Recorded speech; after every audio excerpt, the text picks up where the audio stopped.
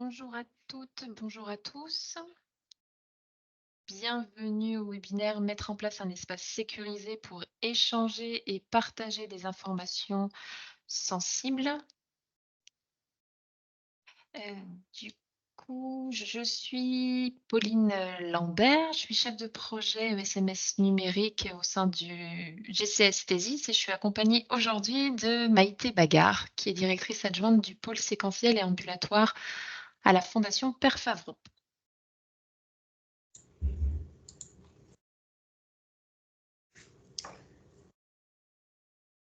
Alors, aujourd'hui, nous verrons le canal de communication sécurisé, quels sont les composants, quelles sont les procédures à mettre en place. Et ensuite, on pourra faire le point réellement sur les solutions de messagerie de santé sécurisée qui existent et faire un focus aussi sur le dossier médical partagé.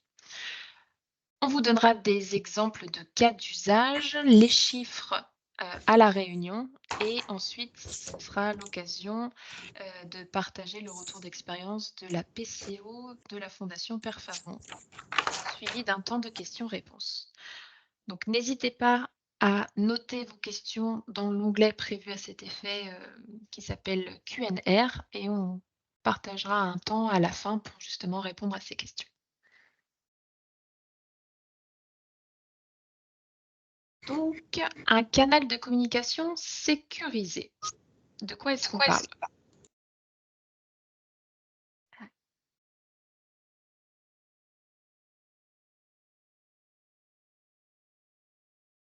On avait vu cet élément-là dans les premiers webinaires, mais on va revenir dessus juste pour remettre un petit peu de contexte. Donc, il existe une stratégie nationale qui permet de répondre à la question du partage et de la protection des données de santé entre professionnels de santé et avec l'usager selon trois grands axes. Le premier axe, c'est l'identification de l'usager grâce à son identité nationale de santé. Le deuxième axe, c'est l'authentification sécurisée, simple et rapide du professionnel via ProSanté Connect. Et enfin, le troisième axe, celui qui nous intéresse aujourd'hui, c'est la sécurisation euh, du canal de communication. Donc, on va parler de la messagerie de santé sécurisée et de Mon Espace Santé qui est accessible depuis janvier 2022 et activable par tous les citoyens français.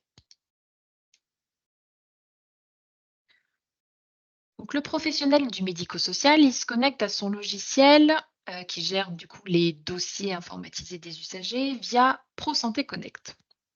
À partir de là, il est dans l'espace de confiance en ligne, donc c'est la zone rose qui est représentée sur l'image, qu'on appelle la forteresse, donc au sein de laquelle les échanges sont sécurisés.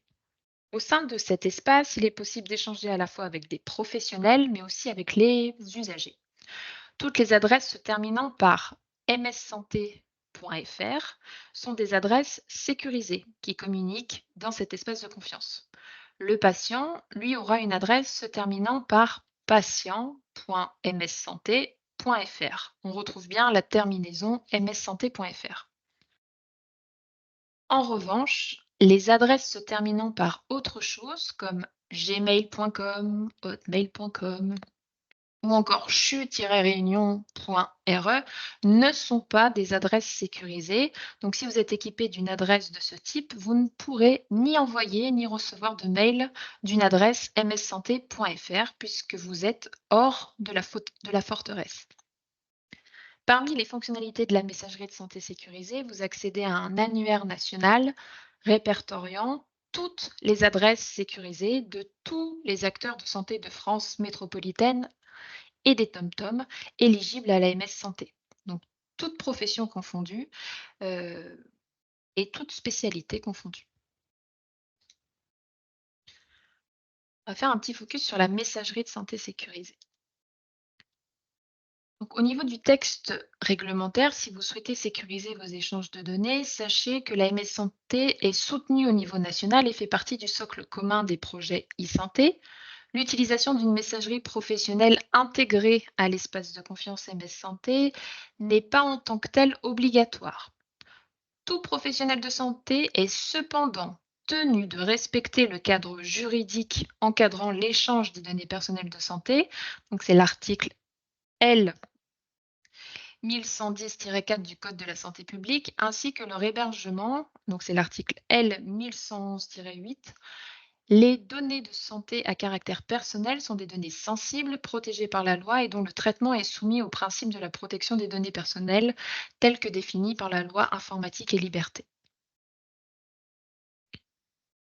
Nous avons affiché ici quelques fournisseurs de messagerie de santé sécurisée. Pour savoir ce qui est le plus adapté pour vous, il faut vous rapprocher de votre éditeur de logiciel, car parfois l'éditeur lui-même dispose d'une solution de messagerie de santé sécurisée directement intégrée dans son logiciel. Ici, on vous a listé la messagerie Mailiz, la messagerie Medimail, la messagerie Wraptor, mais il en existe d'autres. Sachez qu'il y a 3 types de boîtes aux lettres de messagerie santé sécurisée. On va parler de la boîte aux lettres nominative. Donc, c'est une messagerie qui est personnelle pour les professionnels habilités à échanger les données de santé. Ils doivent posséder un numéro d'identifiant national, RPPS ou ADELI. Nominative, c'est-à-dire qu'elle reprend votre prénom et votre nom de famille et qu'on retrouve la terminaison @mssanté.fr. Il existe également une boîte aux lettres organisationnelle. Donc, c'est une messagerie organisationnelle qui est partagée entre les professionnels d'un même établissement. Et il y a une personne qui est qualifiée au sein de la structure et qui est responsable de son bon fonctionnement. On pourra citer cardiologie du CHU @mssanté.fr, par exemple. Boîte aux lettres applicative, on parle d'une messagerie applicative pour les envois de mails automatiques au départ du logiciel de la structure médicale. Vous serez moins concerné par cette boîte aux lettres applicative. Avec qui vous pouvez correspondre par MS Santé?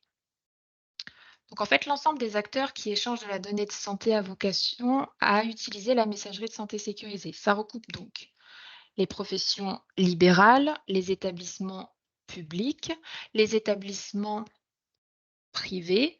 Vous avez également les institutions publiques, à savoir les médecins conseils de la CGSS, l'ARS ou les médecins et infirmiers de l'Académie de La Réunion, par exemple. Vous avez les réseaux de santé, les composantes du coup du dispositif d'appui à la coordination de La Réunion, le médico-social et aussi les usagers. À noter que l'usager ne peut pas initier une conversation, c'est le professionnel qui initie et qui clôture l'échange. Donc, en pratique, dans votre quotidien, voilà un scénario d'envoi de compte-rendu par MS Santé. Vous avez un logiciel référencé Ségur. Vous vous connectez à votre logiciel via Pro Santé Connect pour une authentification certifiée et sécurisée. Vous accédez à votre messagerie de santé sécurisée depuis votre logiciel, vous rédigez et envoyez votre mail, quel que ce soit à un professionnel ou au patient.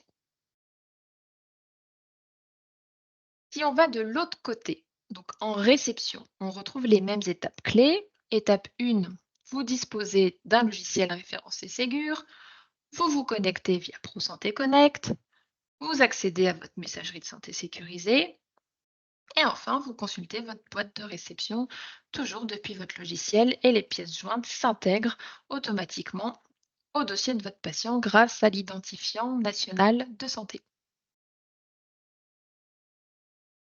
On va faire un petit focus maintenant sur le dossier médical partagé.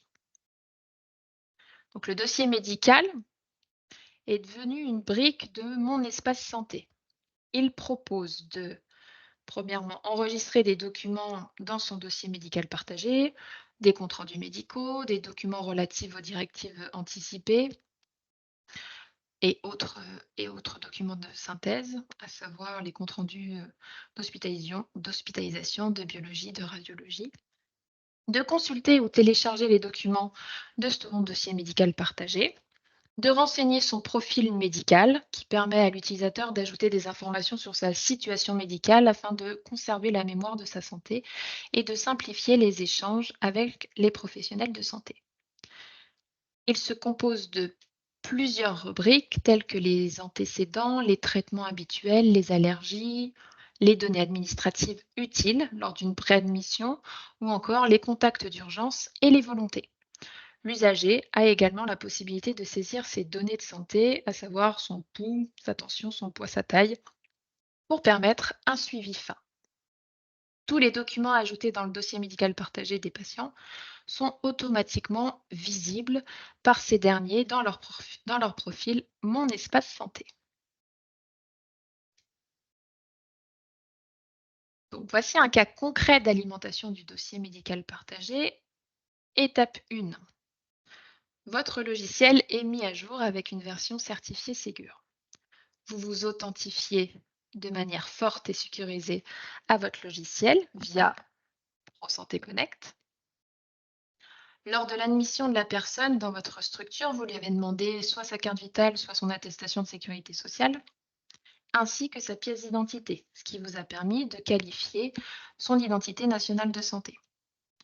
Vous rédigez ensuite, en étape 4, les documents en lien avec l'accompagnement de la personne, par exemple son projet personnalisé, le dossier de lésion d'urgence, des synthèses d'accompagnement, et vous pourrez alimenter le dossier médical partagé de la personne avec ce document qui pourra, lui, être visualisé dans l'espace santé de la personne. Maintenant, on va passer à la consultation du DMP. Étape 1, on est toujours dans les mêmes premières étapes. Votre logiciel est mis à jour avec une version certifiée. L'étape 2, vous vous authentifiez de manière forte et sécurisée avec votre logiciel via ProSanté Connect. L'étape 3, lors de l'admission de la personne dans votre structure, vous lui avez demandé sa pièce d'identité ainsi que sa carte vitale ou son attestation de sécurité sociale, ce qui vous a permis de récupérer son identité nationale de santé. Et enfin, étape 4, vous pouvez, depuis votre logiciel, consulter le dossier médical partagé de la personne. L'accès au dossier médical partagé est réservé aux professionnels expressément autorisés ou réputés autorisés du fait de leur appartenance à son équipe de soins. Les professionnels ne peuvent accéder qu'aux catégories de données prévues au titre de la matrice d'habilitation et ne doivent accéder au sein de ces catégories qu'aux seules données strictement nécessaires à la prise en charge de la personne. C'est-à-dire que vous n'aurez pas les mêmes droits que vous soyez médecin, infirmier, éducateur spécialisé, coordinateur de parcours. Il y a du coup des droits qui sont définis suivant votre profession et le rôle que vous avez dans ce parcours de soins. L'ensemble des accès et actions sur un dossier médical partagé sont tracés dans le système DMP et la personne est notifiée dès qu'un professionnel accède à son dossier médical partagé.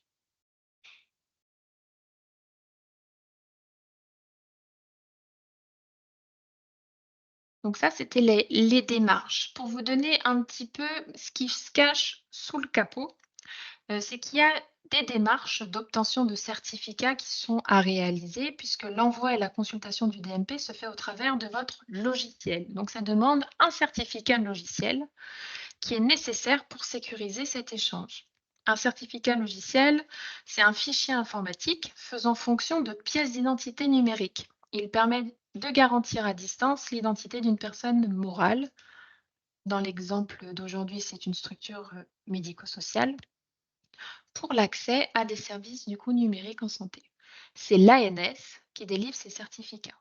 Donc voilà la démarche à réaliser par l'organisme gestionnaire. La première étape, c'est de contractualiser avec l'ANS. Il y a une démarche en ligne qui existe ou alors vous pouvez compléter les formulaires papier et les renvoyer. La deuxième étape s'agit de nommer un gestionnaire technique qui aura sa propre carte professionnelle pour pouvoir du coup accéder au portail prévu pour la commande de certificats. La commande de certificat, elle peut se faire soit par le gestionnaire technique, soit la structure peut nommer l'éditeur comme personne référente pour faire cette commande de certificat. De la même manière, il y a des démarches en ligne à faire ou alors des formulaires à compléter. Et enfin, la dernière étape, il s'agit, après la validation par l'ANS du formulaire 413 à l'étape 3, l'administrateur se connecte avec sa carte professionnelle sur la plateforme IGC Santé pour télécharger les certificats qu'il peut alors installer sur l'instance logicielle dont il a la charge. Voici les logiciels dont on parle. Donc, deux certificats sont nécessaires. On parle des certificats ORG, org, pour personnes morales concernant les usages. Et ils sont du coup, c'est une case à cocher sur le formulaire 413. On arrive maintenant à un exemple de cas d'usage. Je vous présente Lilou. Lilou, elle a 8 ans. Elle est suivie au sein d'un institut médico-psychologique. Grâce à la messagerie de santé sécurisée, sa coordinatrice projet échange avec l'équipe de soins. Elle échange son projet personnalisé et ses synthèses pour adapter l'accompagnement médico-social à ses besoins. Les documents importants sont déposés dans l'espace santé de Lilou et ses parents peuvent y accéder pour faciliter son suivi aux besoins en médecine de ville, à l'hôpital ou dans une autre structure médico-sociale. Lorsque Lilou grandit, elle doit changer de structure. Grâce à son espace santé, l'équipe de sa nouvelle structure d'accueil peut retrouver les informations importantes pour l'accueillir au mieux. En cas de question, la nouvelle équipe peut solliciter la structure précédente via la messagerie de santé sécurisée, garantissant ainsi que toutes les informations concernant Lilou restent confidentielles. Il transfère les évaluations éducatives et comptes rendus de suivi à la coordinatrice de projet de l'IME de Lilou via messagerie de santé sécurisée. Donc la coordinatrice, elle se connecte à sa messagerie de santé sécurisée et peut assurer le suivi et la coordination de projet de Lilou. Lilou va changer de structure et la coordinatrice, elle peut pousser son projet personnalisé, ses comptes rendus, ses documents administratifs euh, et pouvoir du coup correspondre également avec la nouvelle structure. Lorsque Lilou arrive à l'IM Pro, les professionnels qui l'accompagnent ont pris connaissance des éléments transmis par l'IME via la messagerie de santé sécurisée et sont allés consulter le dossier médical partagé de Lilou pour compléter les informations de base permettant d'assurer la continuité de parcours de Lilou.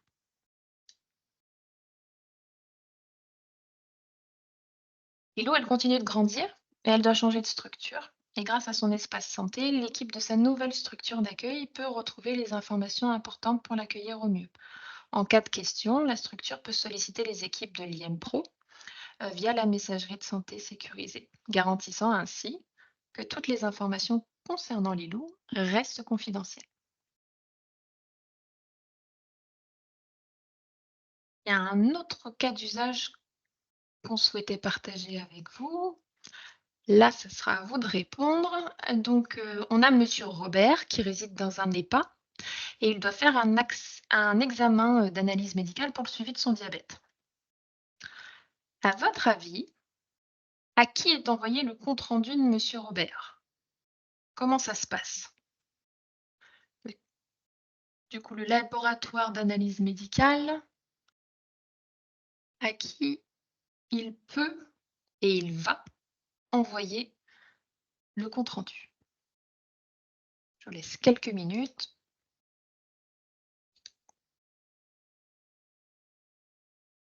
pour réfléchir.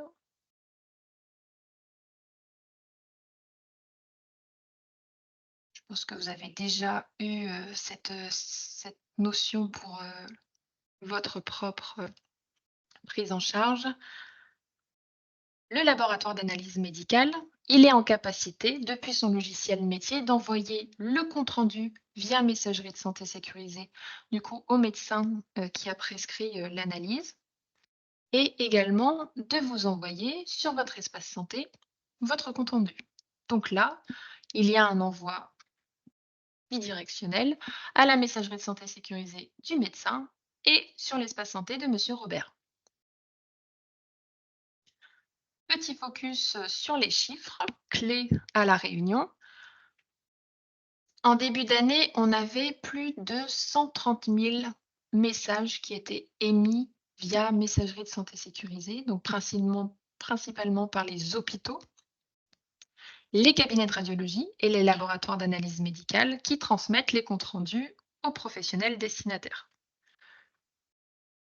Et vous avez aussi une alimentation du dossier médical partagé, puisque aujourd'hui, 32 des 37 établissements sanitaires sont en capacité d'envoyer au dossier médical partagé à La Réunion, qui a également 4 groupes de laboratoires d'analyse médicale, 4 cabinets d'imagerie médicale et un médecin libéral sur 2 peut également pousser des synthèses médicales sur votre espace santé.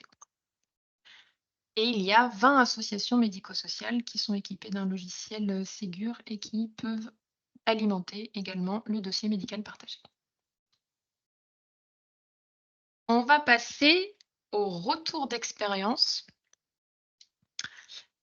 par Madame Bagard. Madame Bagard, merci beaucoup d'être présente avec nous aujourd'hui et de partager du coup votre expérience sur la messagerie sécurisée de santé euh, au sein de la PCO. Est-ce que du coup on peut commencer par vous présenter et présenter la plateforme de coordination et d'orientation? Oui, bonjour, merci beaucoup du coup pour l'invitation. Donc moi je suis directrice adjointe du pôle séquentiel et ambulatoire de la Fondation Père Faveron. Donc on est un pôle qui accueille principalement des enfants âgés de 0 à 18 ans. Et tout récemment, en 2020, on a été identifié comme porteur d'un dispositif qui s'appelle la plateforme de coordination et d'orientation, qui est un dispositif assez innovant puisqu'il permet à des enfants âgés de 0 à 12 ans de pouvoir bénéficier sans diagnostic préalable d'un parcours de soins au libéral, puisqu'on se structure sur un réseau de partenaires libéraux qui sont aujourd'hui non conventionnés par la sécurité sociale, donc psychomotriciens, ergothérapeutes et psychologues, qui vont intervenir pour ces enfants avec des suspicions de troubles du neurodéveloppement. Donc, comme notre nom l'indique, nous assurons la coordination du parcours de soins de ces enfants en échangeant très régulièrement avec les partenaires au libéral. Et ensuite, on structure progressivement le parcours de l'enfant pour pouvoir l'orienter vers la structure ou l'accompagnement le plus adapté à la suite des échanges qu'on aurait pu avoir avec les différents partenaires libéraux. Voilà, donc on se structure un petit peu entre les acteurs du libéral, de la première ligne. On échange beaucoup avec les acteurs de la deuxième ligne médico-sociaux et évidemment aussi les centres de troisième ligne, notamment je pense au centre ressources autisme, centre diagnostic EDCAF. Voilà pour la présentation de la plateforme. Quelques chiffres concernant la plateforme de coordination et d'orientation. Donc, on est un dispositif régional. On échange, enfin, on travaille sur l'ensemble du territoire, ce qui nous mène depuis 2020 à avoir traité, enfin, reçu plus de 2200 dossiers. Voilà, on a remporté un franc succès. On a actuellement plus de 1500 dossiers qui ont été validés, donc qui ont réellement pu bénéficier d'un parcours de coordination. Et on a, donc juste avant je vous en parlais, contractualisé avec des ergothérapeutes, des psychomotriciens et des psychologues qui interviennent dans leur propre cabinet au libéral. Aujourd'hui, on en dénombre 135 sur l'ensemble du territoire. Et également, pour que ces parcours puissent se mettre en œuvre, on a évidemment énormément d'interactions avec les médecins adresseurs de ces enfants qui sont principalement des médecins traitants, généralistes, des pédiatres, qui finalement vont rencontrer les enfants dans le cadre de leur consultation et vont nous orienter les enfants puisqu'ils ont à un instant, au moment où ils rencontrent l'enfant, une suspicion autour du trouble du neurodéveloppement et donc ils vont nous solliciter dans ce cadre-là. On a évidemment aussi beaucoup d'interactions avec la protection maternelle et infantile, avec les médecins scolaires par rapport à la tranche d'âge, et puis tous les autres libéraux qui peuvent travailler autour de ces enfants, donc les kinésithérapeutes, les orthophonistes, et puis les structures médico-sociales, et voire même avec les écoles. Voilà. Alors, bon, suite à ma présentation, vous m'avez entendu énoncer un grand nombre de partenaires, hein, et ça a été vraiment la principale problématique au moment de lancer le dispositif, puisque en 2020, on partait en fait d'une réglementation qui avait été expérimentée nulle part en France. On a identifié comme problématique une nécessité de pouvoir échanger très largement avec des personnes qui n'ont pas forcément toujours l'habitude d'échanger de manière plutôt renforcée au quotidien, puisque on est un dispositif de coordination, hein, donc voilà.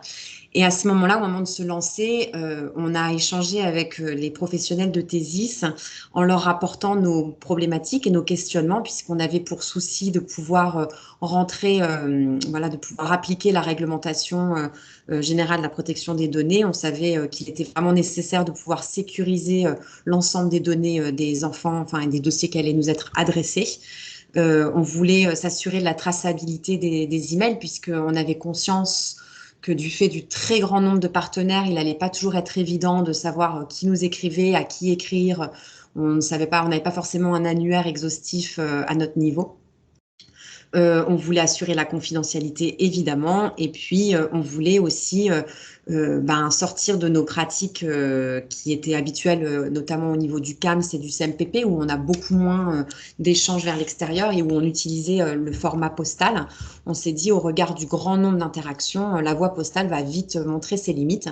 Il faudrait qu'on soit en capacité de trouver une solution rapide, efficace pour communiquer. Et donc très rapidement, dans nos échanges, ce qui a paru un bel outil, c'était la messagerie sécurisée de santé. Donc on a pu lancer l'idée avec Thésis, parce qu'à ce moment-là, Thésis avait la possibilité de créer des messageries sécurisées de santé. On a structuré tout le dispositif de la plateforme de coordination et d'orientation autour de ces échanges sécurisés par la messagerie sécurisée de santé. Donc, en interne, nous nous sommes dotés de procédures. Donc, toute l'équipe qui était nouvellement arrivée s'est tout de suite approprié l'outil, puisque ça faisait partie de notre manière de fonctionner.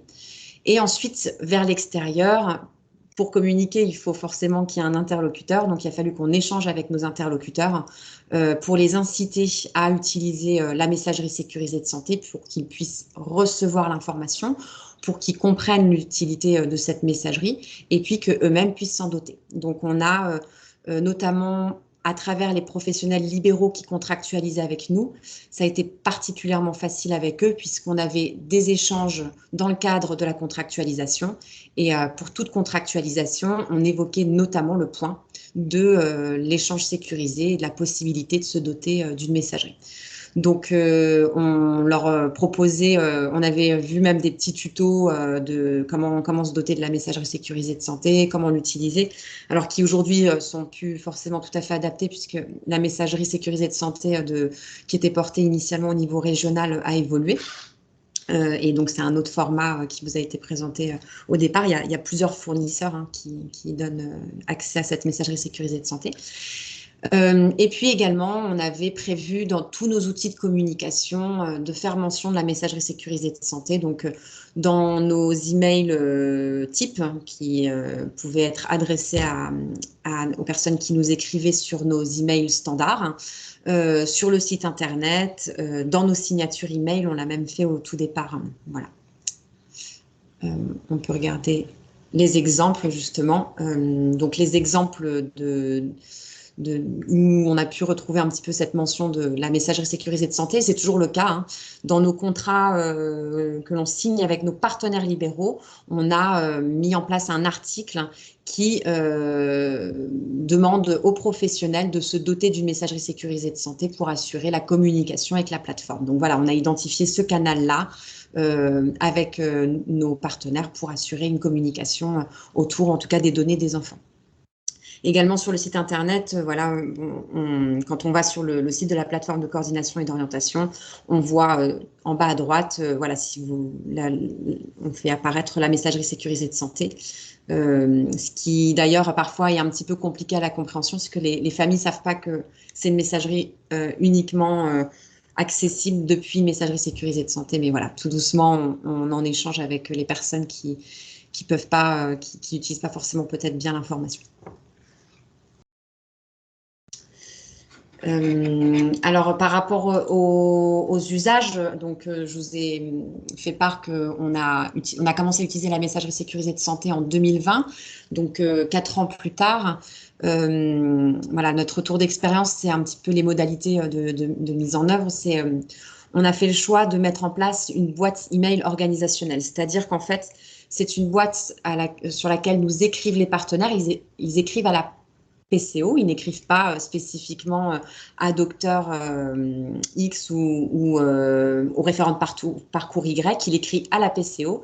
Et on a mis en place donc plusieurs lecteurs au niveau de cette messagerie sécurisée de santé qui vont pouvoir ensuite répartir les mails selon les personnes qui sont destinataires de l'information.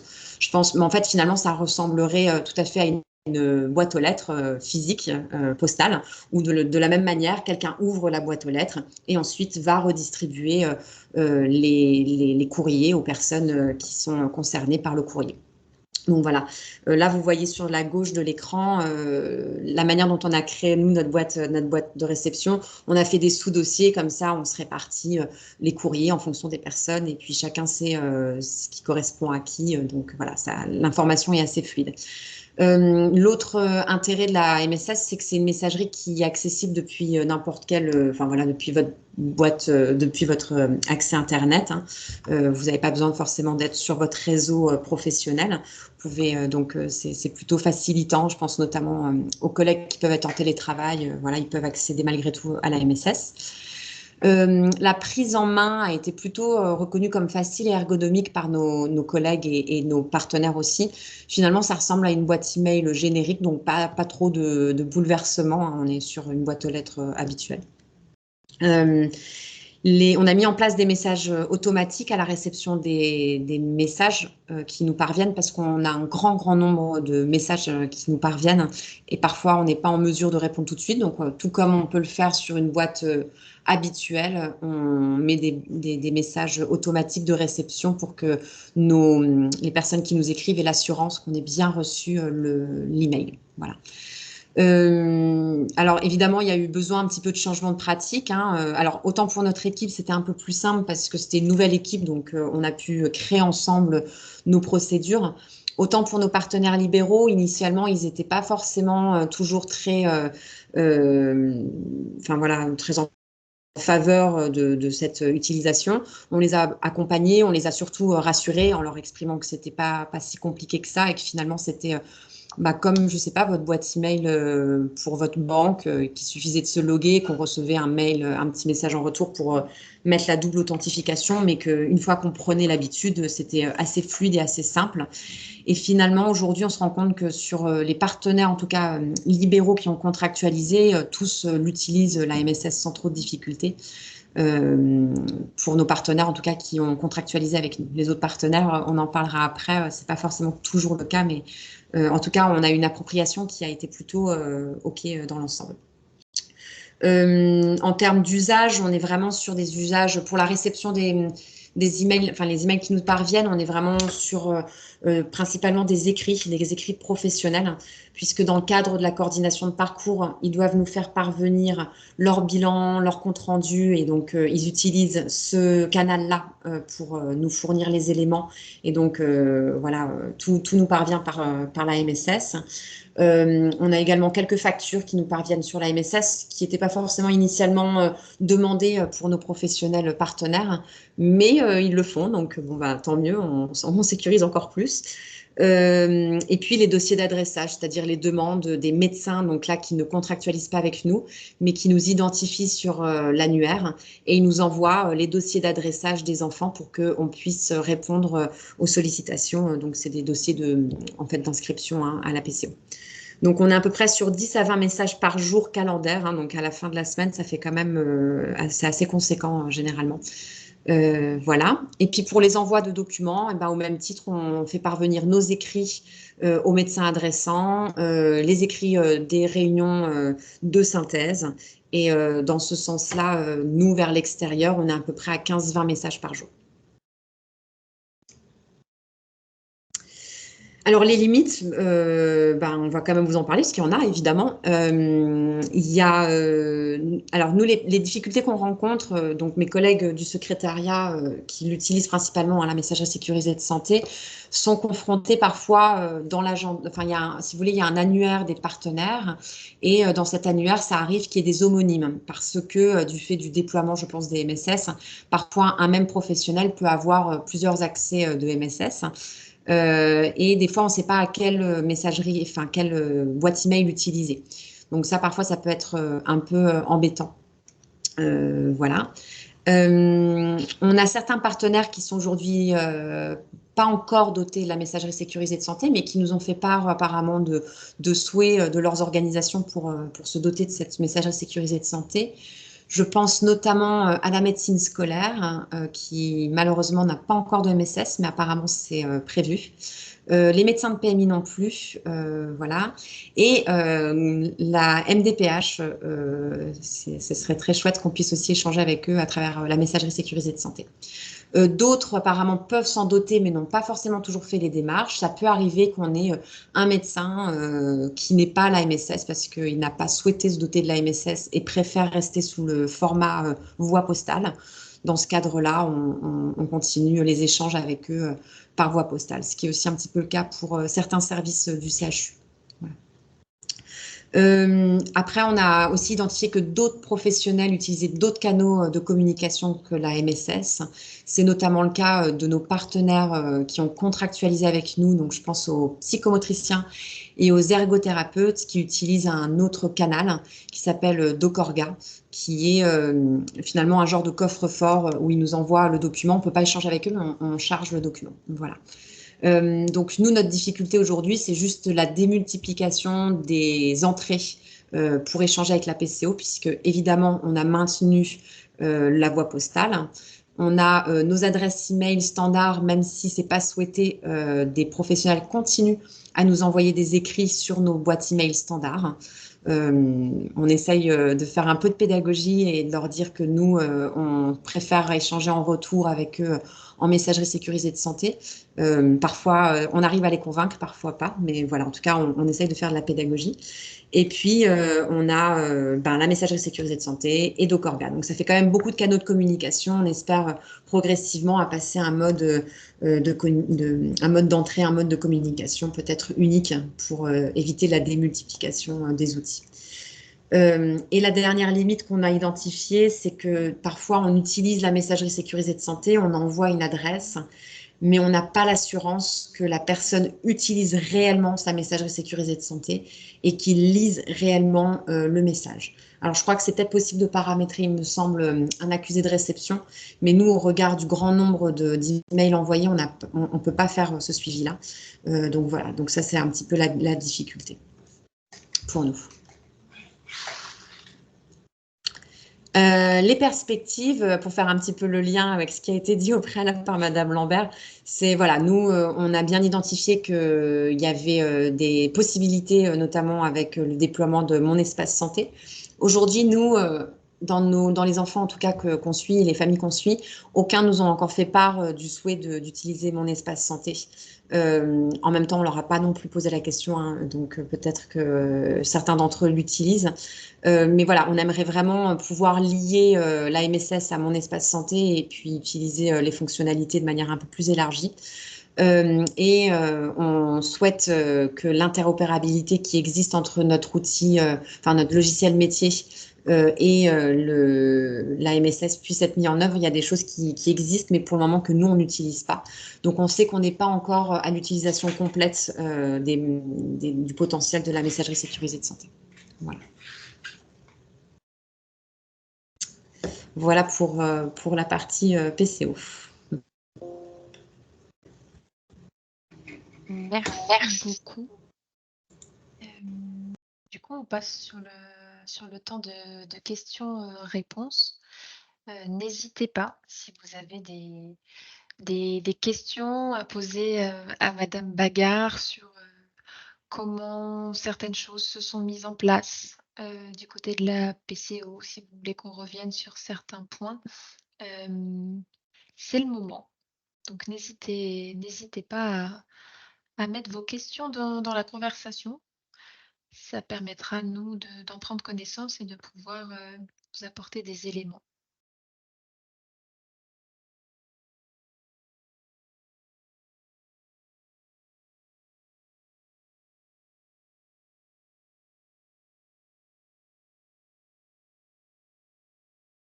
S'il n'y a pas de questions, je vous laisse mettre un petit pouce.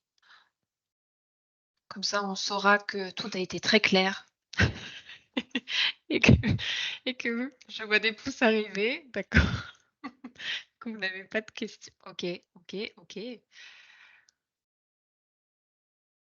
Eh ben, je vais avancer sur la suite, sur les dernières slides. N'hésitez surtout pas à poser vos questions dans le chat. On a la chance d'avoir une structure qui utilise quand même beaucoup la messagerie de santé sécurisée. Donc n'hésitez pas si vous avez des questions à prendre quelques infos auprès de Madame Bagard. Alors, je voulais juste revenir sur le fait que ces sessions d'information Parlons numérique en santé spéciales médico-sociales arrivent à leur fin semaine prochaine. C'est-à-dire que là, il y a déjà 4 épisodes qui ont eu lieu. La dernière session aura lieu la semaine prochaine, donc vendredi 3 mai, de 14h à 15h et on parlera de mon espace santé. Donc ça sera vraiment un focus sur, les fonctionnalités, où en est le déploiement à La Réunion, quels sont les usages vraiment qui sont en place et quelles sont les actions possibles en structure médico-sociale. On aura un retour d'expérience d'une structure ambassadrice Mon Espace Santé, qui est l'association Claire Joie, qui est aussi, impliquée dans l'expérimentation Mon Espace Santé dans le médico-social, qui est une expérimentation nationale pour voir concrètement comment ça peut se mettre en place, au sein des structures médico-sociales. Donc ça sera l'occasion d'en discuter, avec, l'association Claire Joie, la semaine prochaine.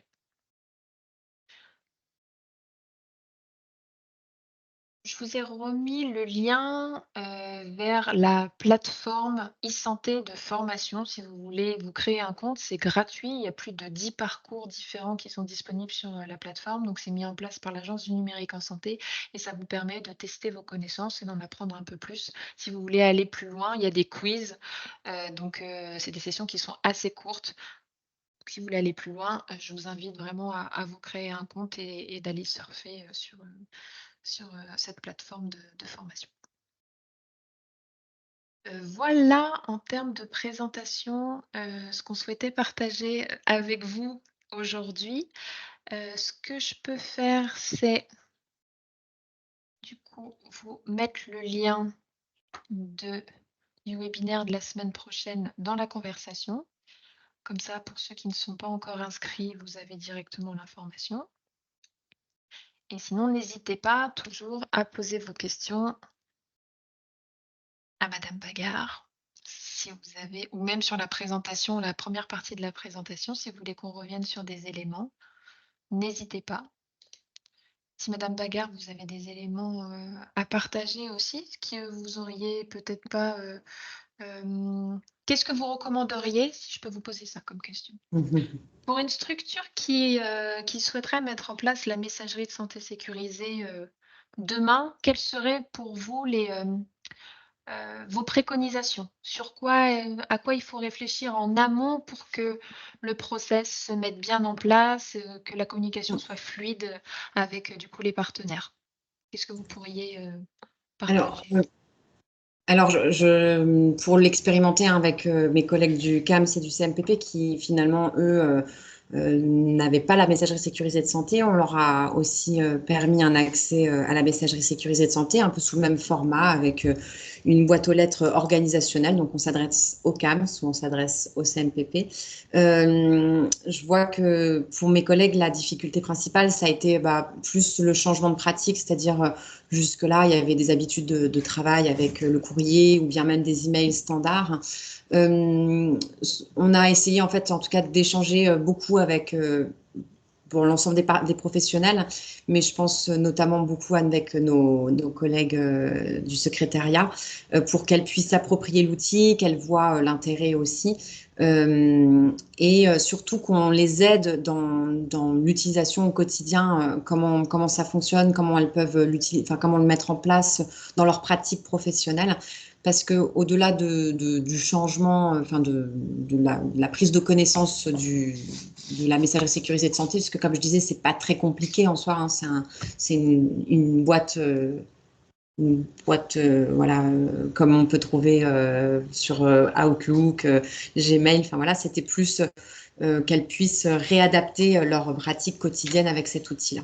Tout en leur donnant bien les éléments qu'effectivement, elles ne pourront pas trouver tout le monde dans l'annuaire, mais que pour certains d'entre eux, ce sera le cas. Et puis, je pense vraiment qu'au fil de l'eau, tout le monde, de toute façon, devra passer sur la messagerie sécurisée de santé. Donc, ce sera de plus en plus simple de communiquer sur la messagerie sécurisée de santé. De plus en plus de professionnels apparaîtront dans l'annuaire et de plus en plus utiliseront réellement la messagerie sécurisée de santé. Mais c'est les procédures, je pense, en interne qui nécessitent d'être un peu réfléchies et comment l'adapter au quotidien de chacun. Merci beaucoup d'avoir partagé, votre expérience. Je n'ai pas vu de questions supplémentaires arriver. Je vous ai remis par contre le lien pour la présentation de mon espace santé, la semaine prochaine avec le lien d'inscription. N'hésitez pas à vous inscrire si, le sujet de mon espace santé vous intéresse et si vous voulez aussi mettre en place des actions, au sein de votre structure. On vous dira la semaine prochaine comment on peut intervenir, dans vos structures pour présenter, mon espace santé aux professionnels, mais aussi aux personnes que vous accompagnez. Voilà, et ben, je ne vais pas vous retenir plus longtemps. Si on a fait le tour de comment mettre en place un espace sécurisé pour échanger et partager des informations sensibles. Je vous souhaite une très bonne fin de journée. Je vous remercie encore, Madame Bagard, d'avoir partagé, votre expérience. Bonne Merci à vous. continuation Merci. et bonne fin de journée et bon week-end. Bon week-end à tous. Merci. Au revoir. Au revoir.